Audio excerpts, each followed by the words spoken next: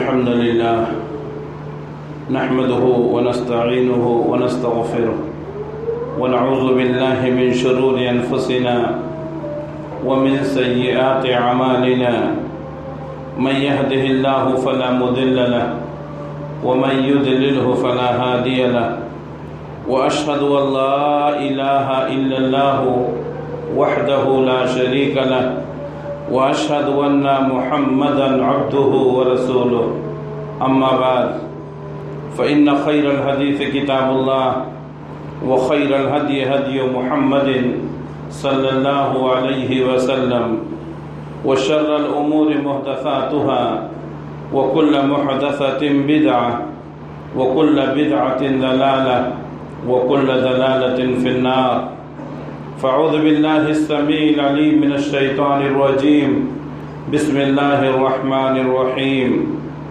قاف والقرآن المجيد بل عجبوا أن جاءهم منذر منهم فقال الكافرون هذا شيء عجيب أئذا متنا وكنا ترابا ذلك رجع بعيد قد علمنا ما تنقص الأرض منهم وعندنا كتاب حفيظ بل كذبوا بالحق لما جاءهم فهم في أمر مريج يا أيها الذين آمنوا اتقوا الله حق تقاته ولا تموتن إلا وأنتم مسلمون يا أيها الناس اتقوا ربكم الذي خلقكم من نفس واحدة وخلق منها زوجها وبث منهما رجالا كثيرا ونساء واتقوا الله الذي تساءلون به والأرحام إن الله كان عليكم رقيبا يا أيها الذين آمنوا اتقوا الله وقولوا قولا سديدا يصلح لكم أعمالكم ويغفر لكم ذنوبكم ومن يطع الله ورسوله فقد فاز فوزا عظيما ہر طرح کی تعریف اس اللہ کے لیے لائق اور زیبا ہے جو سارے جہان کا اکیلا خالق ہے، مالک ہے، حاکم ہے، رازق ہے، جس کے ہاتھ میں پوری دنیا کی بادشاہت ہے اور جو اپنے عرش پر ہوتے ہوئے پوری کائنات کا نظام چلا رہا ہے۔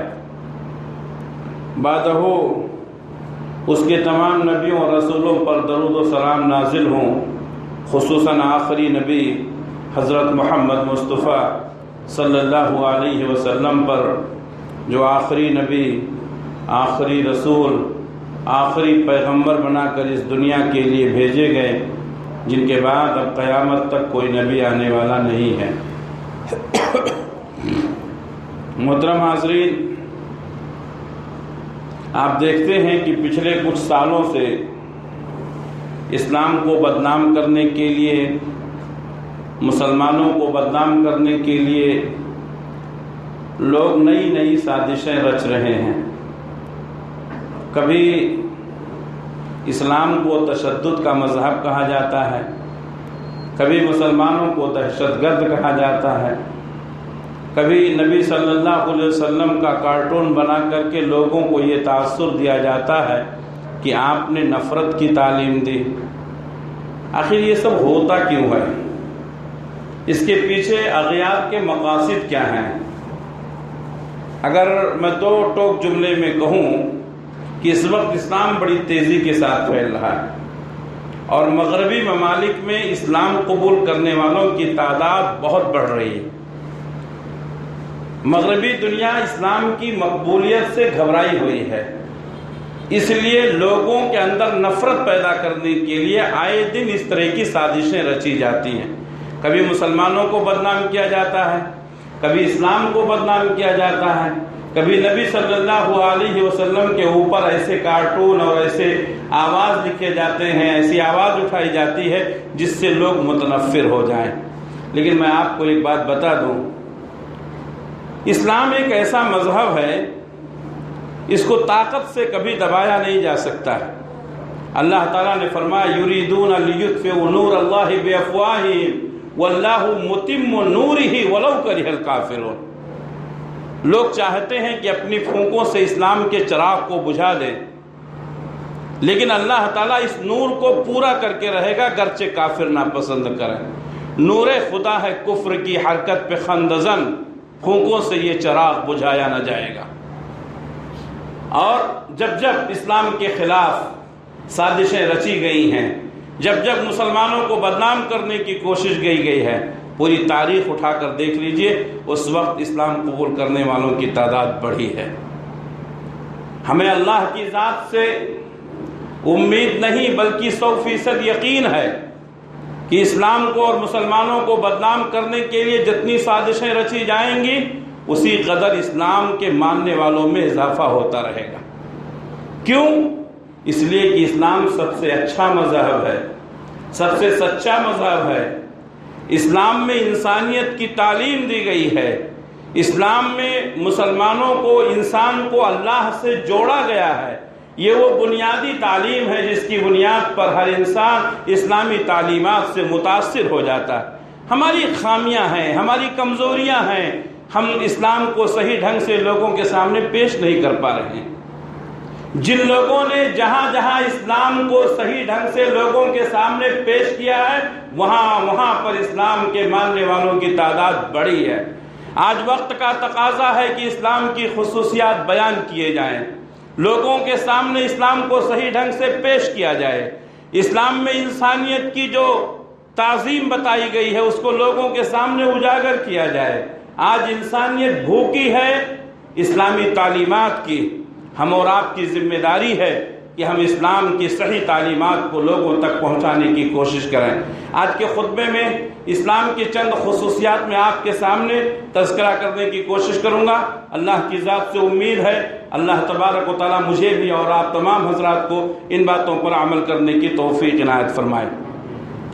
اگر اسلام کی خصوصیات کی بات میں کروں تو کسی کے ذہن و دماغ میں یہ بات آ سکتی ہے کہ چونکہ میں مسلمان ہوں اس لیے اسلام کی بات کرتا ہوں، اسلام کی اچھائی کی بات کرتا ہوں، اسلام کی خصوصیت کی بات کرتا ہوں، لیکن میں یہ ثابت کرنے کی کوشش کروں گا کہ ہمارے اور آپ کے کہنے سے نہیں بلکہ اسلام سب سے سچا اور اچھا مذہب ہے۔ اس کو میں ثابت کرنے کی کوشش کروں گا حالات کے حساب سے، قرآن کی تعلیم کے حساب سے، نبی کی سنت کے حساب سے۔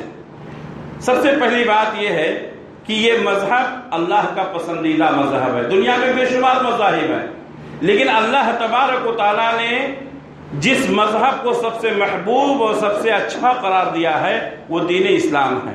اللہ نے فرمایا ان الدین عند اللہ الاسلام، اللہ کے نزدیک سب سے پسندیدہ دین اسلام ہے۔ اور اللہ تعالیٰ نے ایک اور مقام پر فرمایا وَمَن يَبْتَغِي غَيْرَ الْإِسْلَامِ دِينًا فَلَن يُقْبَلَ مِنْهُ، اگر کوئی مذہب اسلام کو چھوڑ کر کے دوسرے مذہب کو اپناتا ہے تو اس کی کوئی بھی نیکی قبول نہیں کی جائے گی۔ تو اسلام یہ اللہ کا پسندیدہ دین ہے، سب سے سچا ہے، سب سے اچھا ہے، سب سے بہتر ہے۔ اللہ تعالیٰ نے اس مذہب کو پسند کیا ہے، یہ پہلا بنیادی حق ہے۔ دوسری بات، اللہ تعالیٰ نے جتنے انبیاء، جتنے رسول دنیا میں بھیجے ان تمام کی دعوت کیا تھی؟ اسلام کی دعوت تھی۔ آج اپنے آپ کو عیسائی کہنے والا اسلام سے دشمنی کرتا ہے، اپنے آپ کو یہودی کہنے والا اسلام سے دشمنی کرتا ہے۔ آج وقت کا تقاضا ہے کہ ان کو بتایا جائے کہ آپ کے نبی نے، آپ کے رسول نے اسی اسلام کی تعلیم دی ہے۔ اللہ تعالیٰ نے فرمایا کہ ہم نے جتنے نبی، جتنے رسول بھیجے، تمام انبیاء اور تمام رسول کی دعوت ایک ہی تھی کہ ایک اللہ کی عبادت کرو اور طاغوت سے اپنے آپ کو بچاؤ۔ اللہ کے نبی صلی اللہ علیہ وسلم نے فرمایا کہ اسلام تمام انبیاء کا مذہب تھا، ہم سب کا باپ ایک ہے اور ماں مختلف ہے، یعنی شریعتیں بدلتی رہتی ہیں لیکن توحید جو ہے، اسلام جو ہے سب میں مشتمل ہے۔ حضرت نوح علیہ السلام نے اسلام کی طرف لوگوں کو بلایا، حضرت آدم علیہ السلام نے، حضرت ابراہیم علیہ السلام نے، حضرت ادریس نے، حضرت ابراہیم، اسماعیل، اسحاق، یوسف، یعقوب، سب نے کس کی دعوت دی؟ اسلام کی دعوت دی۔ غرض یہ کہ دنیا کے اندر جتنے نبی، جتنے رسول، جتنے پیغمبر آئے ان تمام نے لوگوں کو اسلام کی طرف بلایا۔ یہ اسلام کی سچائی کی سب سے بڑی دلیل ہے۔ اسی طریقے سے اسلام سب سے اچھا اور سب سے سچا مذہب اس لیے بھی ہے کہ اس میں انسان کے پیش آنے والے تمام مسائل کا حل موجود ہے، مکمل نظام حیات ہے۔ آپ دوسرے مذہب کو دیکھیں گے، کچھ تعلیمات ہیں، کچھ انسانیت کی باتیں ہیں، لیکن مکمل طور پر دستور زندگی، مکمل طور پر انسان کی زندگی میں پیش آنے والے مسائل کا حل کسی مذہب میں نہیں موجود ہے سوائے مذہب اسلام کے۔ یہودی لوگ، عیسائی لوگ مسلمانوں کا مذاق اڑاتے تھے، کہتے تھے یہ دیکھو مسلمانوں کو ان کا نبی ان کو پیشاب کرنے کا طریقہ بتاتا ہے۔ تو صحابہ کرام کہتے تھے ہاں الحمدللہ، ہم اس نبی کے ماننے والے ہیں جس نے ہم کو پیشاب اور پیخانے کے طریقے بتائے۔ ہمارے نبی نے ہم کو تعلیم دی ہے کہ پیشاب اور پیخانہ کے وقت قبلہ رخ نہ بیٹھا جائے۔ ہمارے نبی نے ہم کو تعلیم دی ہے کہ داہنے ہاتھ سے استنجا نہ کیا جائے۔ ہمارے نبی نے ہم کو تعلیم دی ہے کہ داہنے ہاتھ سے پانی ڈالا جائے، بائیں ہاتھ سے استنجا کیا جائے۔ ہمارے نبی نے ہمیں یہ تعلیم دی ہے کہ پانی نہ ملے تو کم سے کم 3 ڈھیلے استعمال کیے جائیں۔ ہمارے نبی نے یہ تعلیم دی ہے کہ زمین پر جب پاخانہ پیشاب کے لیے بیٹھیں تو جب زمین کے قریب ہو جائے تب اپنے کپڑے کو اٹھائیں۔ ہمارے نبی نے یہ تعلیم دی ہے کہ جب پاخانہ پیشاب کے لیے اپنے سطر کو کھولیں تو کسی چیز کا آڑ کر لیا کریں تاکہ کسی کی نظر نہ پڑے۔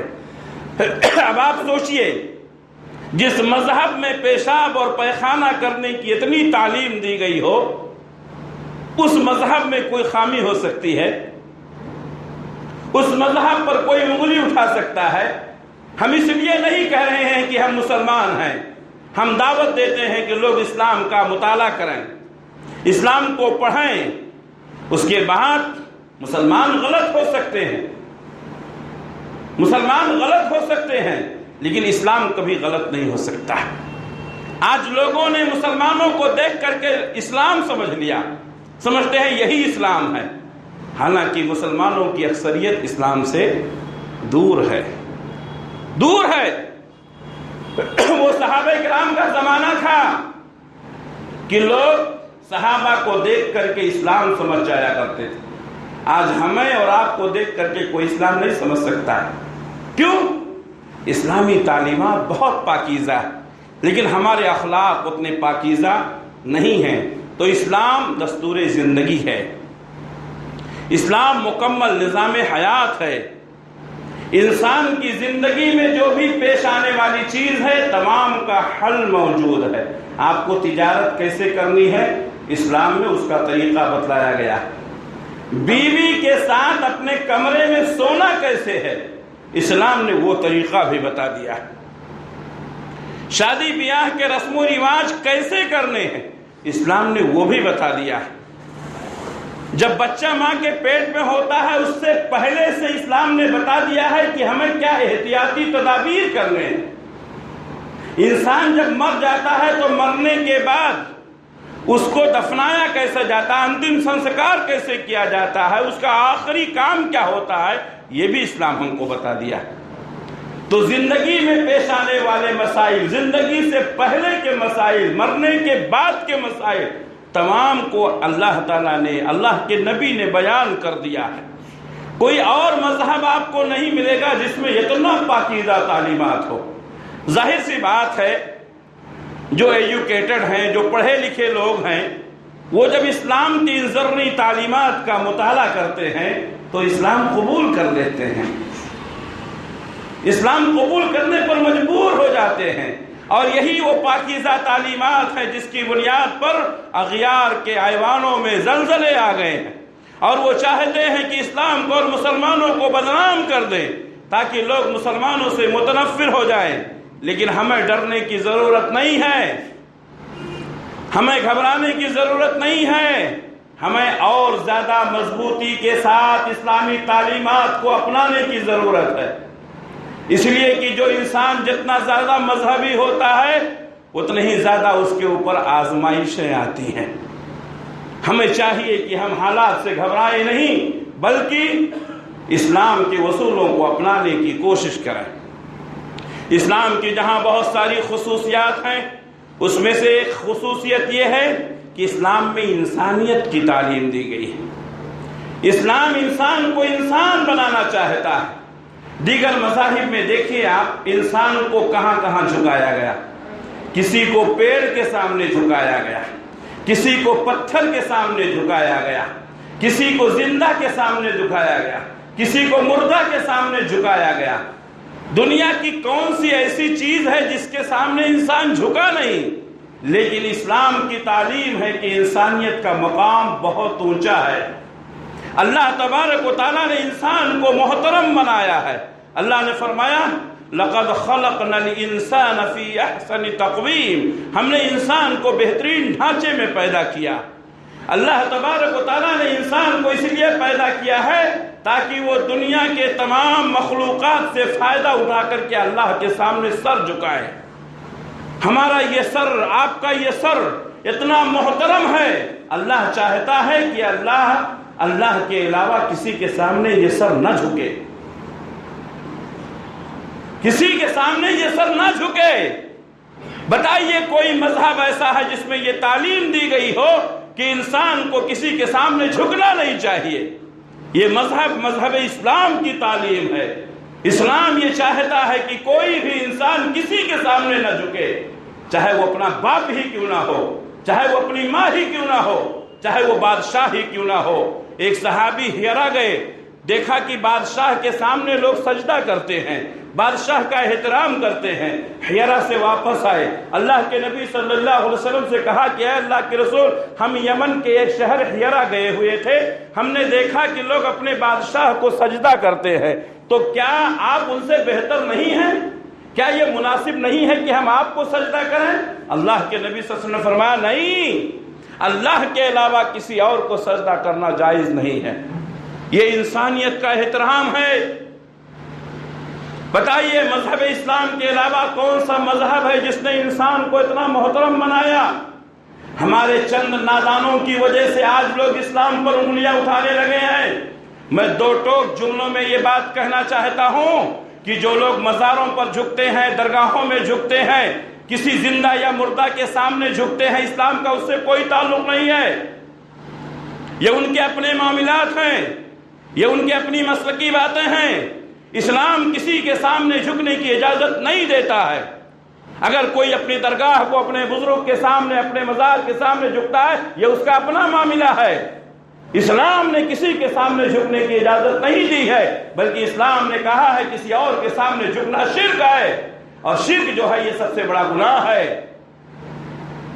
لوگوں کی ان حرکتوں کو دیکھ کر کے کوئی یہ نہ سمجھے کہ یہ مسلمان اسلام پر عمل کرتے ہیں، ان کا اسلام سے کوئی تعلق نہیں ہے۔ اس عمل کے بارے میں اسلام کسی کے سامنے جھکنے کی اجازت نہیں دیتا ہے۔ اگر کسی بڑے انسان کے سامنے، اگر کسی بڑی شخصیت کے سامنے جھکنا اور سجدہ کرنا جائز ہوتا تو محمد رسول اللہ صلی اللہ علیہ وسلم سے افضل اور بہتر شخصیت اس دنیا میں نہیں پیدا ہوئی، لوگ ان کا سجدہ کرتے۔ لیکن نبی نے اپنے سامنے سجدہ کرنے سے منع کر دیا۔ ماں کا مقام بہت اونچا ہے، ماں کا احترام کرنا ہے، ماں کو سجدہ نہیں کرنا ہے۔ میرے بھائیو، یہ وہ پاکیزہ تعلیمات، یہ اللہ تبارک تعالیٰ نے انسان کو اتنا محترم بنایا کہ کسی کے سامنے جھکنے نہیں دیا۔ ورنہ اللہ کا شکر ادا کرو میرے بھائیو کہ اللہ نے ہم سب کو اسلام کی دولت سے مالا مال کیا ہے، ہم صرف ایک اللہ کے سامنے جھکتے ہیں، ورنہ یہ سر کہاں کہاں جھکتا، کہاں کہاں جھکتا، کتنی مٹیوں پر یہ سجدے کرتا۔ یہ اللہ کا بہت بڑا احسان ہے کہ اللہ نے ہم کو توحید کی دولت سے مالا مال کیا ہے، اور ہم اللہ سے دعا کرتے ہیں کہ اللہ اس توحید کو باقی رکھے۔ میرے بھائیو، انسانیت کی تعلیم صرف اسلام میں ہے۔ آج لوگ ایک دوسرے کو قتل کرنا، ایک دوسرے کی زمینوں پر قبضہ کرنا، ایک دوسرے کی زمین و جائیداد کو ہڑپ لینا، اپنی سرحدوں کی توسیع کرنا، یہ لوگ ایسا کرنے کے لیے ہزاروں کا خون بہا دیتے ہیں۔ ہمارے مذہب نے سکھایا ہے کہ اگر کسی شخص نے کسی ایک انسان کو ناجائز طور پر قتل کر دیا من قتل نفسا بغیر نفس او فساد فی الارض فکأنما قتل الناس جميعا، اگر کسی نے کسی انسان کو ناجائز طور پر قتل کر دیا، اس نے کوئی گناہ نہیں کیا تھا، اس نے کسی کو قتل نہیں کیا تھا، تو یہ ایک انسان کا قتل نہیں ہے، ساری انسانیت کا قتل ہے۔ بتاؤ کون سی تعلیم ہے؟ کس مذہب کی تعلیم ہے؟ بتاؤ۔ یہ صرف مذہب اسلام کی تعلیم انسان کو محترم بناتا ہے، انسان کی عظمت کو دوبالا کرتا ہے۔ اللہ یہ چاہتا ہے کہ اللہ کے بندے اللہ کے سامنے جھکیں اور کسی اور کے سامنے اپنا سر نہ جھکائیں۔ اسلام سب سے اچھا مذہب ہے، سب سے سچا مذہب ہے۔ جرائم کو روک تھام کے لیے اسلام نے جو قانون بنائے ہیں وہ کسی مذہب میں نہیں ہے۔ ایک مثال دیتا ہوں، چوری کرنا ظلم ہے، چوری کرنا ظلم ہے، جرم ہے۔ اس جرائم کا ارتکاب کرنے والے دنیا میں ہزاروں لاکھوں کروڑوں ہیں۔ روزانہ کتنے چور پکڑے جاتے ہیں، جیل کی سلاخوں کے پیچھے جاتے ہیں، رشوت دیتے ہیں، باہر آ جاتے ہیں۔ یہ مذہبی نہیں ہے، یہ اخلاقی ہے۔ دنیا میں کسی بھی مذہب کا ماننے والا ہر انسان چور کو ناپسند کرتا ہے، چوری کو ناپسند کرتا ہے، لیکن چور کو ناپسند کرنا، چوری کو ناپسند کرنا یہ صرف کافی نہیں ہے۔ ہمارے اسلام نے اس کو مذہب سے جوڑ دیا۔ اگر ہم چاہتے ہیں کہ اس جرم کا خاتمہ ہو تو مذہب اسلام نے جو قانون بنایا کہ اگر چور چوری کرتا ہے تو اس کا ہاتھ کاٹ دیا جائے، اور وہ بھی لوگوں کے سامنے کاٹا جائے۔ اللہ کے نبی صلی اللہ علیہ وسلم کے زمانے میں بھی لوگوں نے چوریاں کی اور سرے عام ان کا ہاتھ کاٹا گیا۔ نتیجہ کیا ہوا؟ ہزاروں لوگوں نے چوری سے توبہ کر لی۔ تو جرم جرم ہے، ہر مذہب کے لوگ جرم کو جرم سمجھتے ہیں، لیکن جرائم کی روک تھام کے لیے جو اسلام نے قانون بنائے ہیں وہ کسی مذہب میں نہیں ہے۔ آج لوگ بلاತ್ಕಾರ، زبردستی زنا کرنا، موب لنچنگ، ان تمام معاملات سے لوگ پریشان ہیں۔ اسلام نے یہ قانون بہت پہلے بنایا تھا۔ موب لنچنگ، کئی لوگوں کو ایک ساتھ مل کر کے کسی ایک کے اوپر حملہ کر دینا، کسی ایک کو موت کے گھاٹ اتار دینا، اس کو ڈاکہ زنی کہتے ہیں، اس کو رہزنی کہتے ہیں، اس کو غنڈہ گردی کہتے ہیں۔ شریعت نے یہ قانون بتایا ہے کہ ایسا کرنا جرم ہے، اور جو لوگ اپنے طاقت کے نشے میں، اپنی تعداد کے نشے میں موب لنچنگ کرتے ہیں، لوگوں پر ظلم کرتے ہیں، شریعت نے یہ حکم دیا ہے کہ ان کو شہر بدر کر دیا جائے۔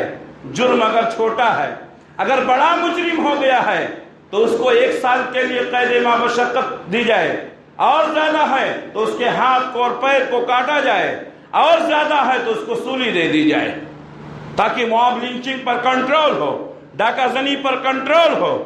آج زناکاری عام ہو گئی ہے، چند افراد کسی ایک کو پکڑتے ہیں اور اس کے ساتھ زناکاری کرتے ہیں، اجتماعی عصمت دری ہوتی ہے۔ ہمارے ہندوستان کے اندر ہزاروں عصمت دریاں ہوتی ہیں، قانون بناتے ہیں، لیکن قانون پر عمل بھی ہوتا ہے کچھ، لیکن یہ جرم کنٹرول نہیں ہو رہا ہے۔ ہماری شریعت نے تعلیم دی ہے اگر زناکار ہے تو اس کو رجم کر دیا جائے، اور اگر شادی شدہ ہے تو اس کو رجم کر دیا جائے، اور غیر شادی شدہ ہے تو اس کو 100 کوڑے مارے جائیں اور 1 سال کے لیے شہر بدر کر دیا جائے۔ میرے بھائیوں، جرائم کی روک تھام کے لیے، انسانیت کے احترام کے لیے جو اسلام نے قانون بنائے ہیں وہ کسی مذہب میں نہیں۔ ہمیں چاہیے کہ ان اسلامی تعلیمات کا مطالعہ کریں، ہمیں چاہیے کہ اسلام کی ذری تعلیمات کو پڑھیں اور سمجھیں، اور جرائم کی روک تھام کے لیے ہم کوششیں کریں، اس لیے کہ جرائم یہ کسی بھی ملک میں پائے جاتے ہیں۔ جرائم کو کنٹرول کرنے کے لیے وہاں پر سنویدھان اور قانون بنایا جاتا ہے، لیکن قانون اتنا کمزور ہوتا ہے کہ لوگ قانون کو توڑ کر کے، حکومت کی آنکھوں میں دھول جھونک کر کے اپنا کام کر جاتے ہیں۔ یہ بھی کمزوریاں ہیں۔ اللہ کے نبی صلی اللہ علیہ وسلم کے زمانے میں ایک عورت نے چوری کر لی، ہاتھ چوری کر لیا۔ دستور تھا کہ ہاتھ کاٹا جائے گا، بڑے خاندان کی تھی، بڑے گھرانے کی تھی، لوگوں نے سوچا کہ اگر اس کا ہاتھ کاٹا گیا تو خاندان کی ناک کٹ جائے گی۔ اللہ کے نبی صلی اللہ علیہ وسلم سے سفارش کی گئی، اللہ کے نبی نے فرمایا نہیں، اللہ نے جو حدود متعین کیے ہیں اس میں کسی کی سفارش قبول نہیں کی جائے گی۔ لو سرقت فاطمہ بنت محمد لقطعت یدہا، اگر میری بیٹی فاطمہ بھی چوری کرتی تو میں اس کے ہاتھ کاٹ دیتا۔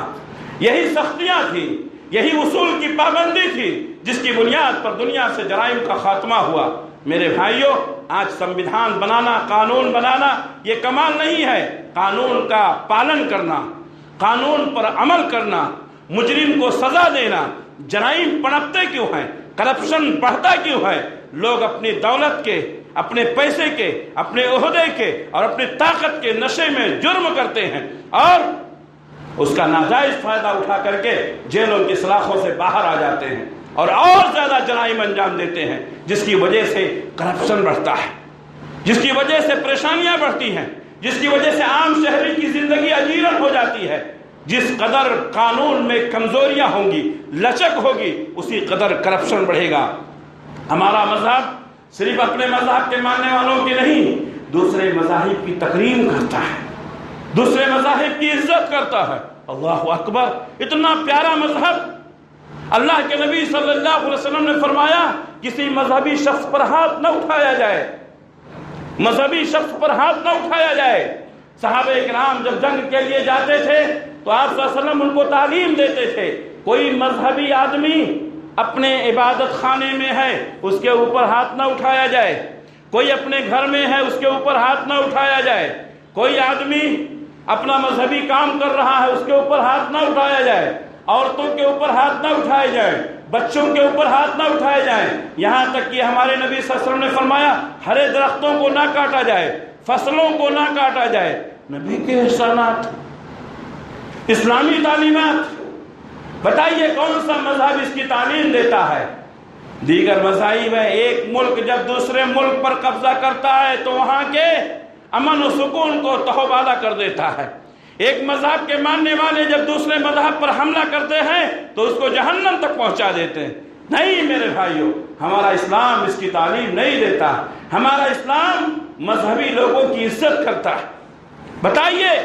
بتائیے آج تک کسی انسان نے، کسی مسلمان نے جو مذہبی ہو، کسی غیر مذہب کے رہنما پر کبھی انگلی اٹھائی ہو سکتا ہے چند نادان لوگ ایسی حرکتیں کر دیں، لیکن کوئی عالم، کوئی پڑھا لکھا انسان کسی مذہبی شخصیت پر کبھی انگلی نہیں اٹھاتا ہے۔ کیوں؟ یہ ہمارے نبی کی تعلیم ہے۔ ہمارے نبی نے فرمایا کہ تم اپنے ماں باپ کو گالی نہ دو۔ صحابہ نے کہا کہ اللہ کے رسول کون اپنے ماں باپ کو گالی دے گا؟ کہا جب تم اس کے ماں باپ کو گالی دو گے وہ تمہارے ماں باپ کو گالی دے گا۔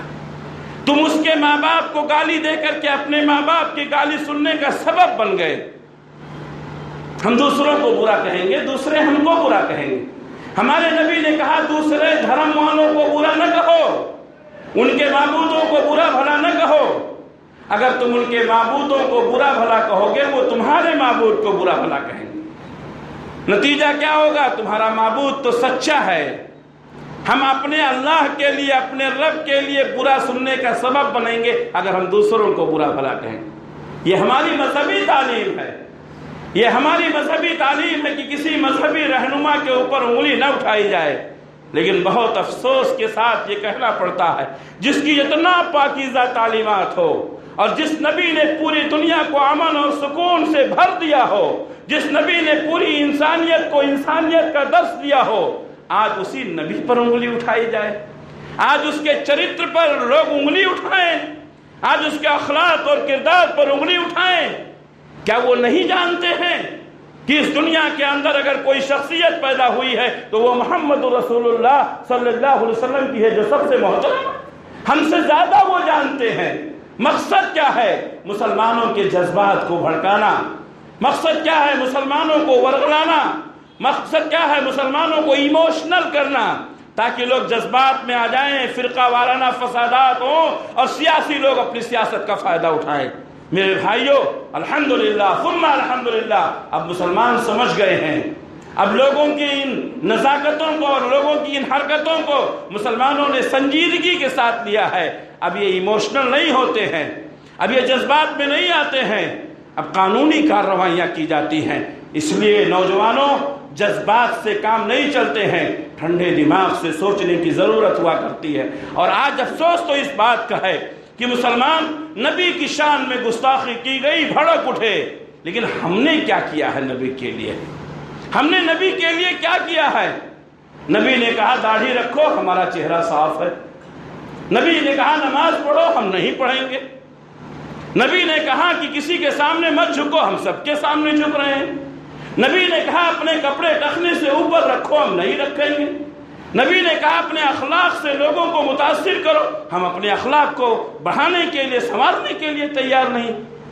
ہم خود نبی کو ماننے کے لیے تیار نہیں۔ ابھی پچھلے دنوں 12 ربیع الاول کے موقع پر مختلف مقامات پر لوگوں نے ربیع الاول منایا، نبی کی میلاد کا جشن منا رہے ہیں، ڈی جے چل رہا ہے، ہاں ڈی جے بج رہے ہیں، گانا گا رہے ہیں، نوجوان لڑکے لڑکیاں ناچ رہی ہیں۔ یہ مذہبی تعلیم ہے؟ یہ نبی کا احترام کرنے والے ہیں؟ یہ نبی کی تعلیمات پر عمل کرنے والے ہیں؟ یہ نبی پر انگلی اٹھانے والوں کے اوپر انگلی اٹھانے والے ہیں؟ ہم نے خود نبی کا احترام نہیں کیا، ہم نے خود نبی کی عزت نہیں کی، ہم نے نبی کے تقدس کو پامال کیا، ہم اللہ کے سامنے کیا منہ دکھائیں گے؟ میرے بھائیوں، سب سے پہلے ہم اپنے آپ کو سنبھالیں، اپنے اخلاق اور کردار کو سنبھالیں، اس کے بعد دوسروں پر انگلی اٹھائیں۔ دوسروں پر جب کبھی تبصرہ کیجئے، دوسروں پر جب کبھی تبصرہ کیجئے، سامنے آئینہ رکھ لیا کیجئے، اس لیے کہ ہمارے اوپر خود کیچڑ لگے ہوئے ہیں۔ ہم دوسروں کو آئینہ دکھائیں گے تو لوگ کیا کہیں گے؟ میرے بھائیوں، اسلام پوری دنیا کے لیے رحمت ہے، اس رحمت کو عام کیا جائے۔ گھروں میں بیٹھنا، بزنس کرنا، کاروبار کرنا صرف اتنا کافی نہیں ہے۔ اپنے ساتھ میں اٹھنے بیٹھنے والے، اپنے ساتھ میں کاروبار کرنے والے، اپنے اڑوس پڑوس میں رہنے والے، اپنے اپنے دائرے میں لوگوں کو اسلام کی تعلیم دیں۔ یہ وقت کا سب سے اہم تقاضا ہے۔ آج ہمارا حال یہ ہے کہ ہم اپنے سامنے غیر مسلم سے بات نہیں کرتے ہیں، ہم اس سے نفرت کرتے ہیں۔ ایک زمانہ تھا لوگ مل جل کر رہتے تھے، وہ بھی بہت زیادہ مداہنت تھی، اس کی ضرورت نہیں ہے، لیکن اپنے اخلاق سے، اپنے کردار سے لوگوں کو متاثر کیجیے۔ انسانی جسموں پر اور ملکوں پر حکومت کرنا بہت آسان ہے، لیکن کسی کے دلوں کو جیتنا، کسی کے دلوں پر حکومت کرنا، یہ بہت مشکل ہے۔ ہمارے نبی نے ملکوں پر اور لوگوں پر حکومت کرنا نہیں، ہمارے نبی نے دلوں پر حکومت کرنا سکھایا۔ اگر آج مسلمان اس اخلاق اور کردار کو اپنا لیں تو مسلمان لوگوں کے دلوں پر حکومت کریں گے۔ ضرورت ہے کہ ہم نبی کی تعلیمات کو اپنائیں۔ یہ چند باتیں تھیں جو میں نے آپ حضرات کے سامنے بیان کی ہیں۔ اللہ سے دعا ہے کہ اللہ تعالیٰ مجھے بھی اور آپ حضرات کو بھی، تمام کو، ان اسلامی خصوصیات کو سمجھنے کی، عمل کرنے کی اور دوسروں تک پہنچانے کی اللہ ہم سب کو توفیق عنایت فرمائے۔ اللہ تعالیٰ جب تک ہم کو دنیا میں رکھے، اسلام پر قائم رکھے، خاتمہ ہو تو ایمان بالخیر پر ہو۔ ربنا تقبل منا انك انت السميع العليم وتب علينا انك انت التواب الرحيم برحمتك يا ارحم الراحمين آمين۔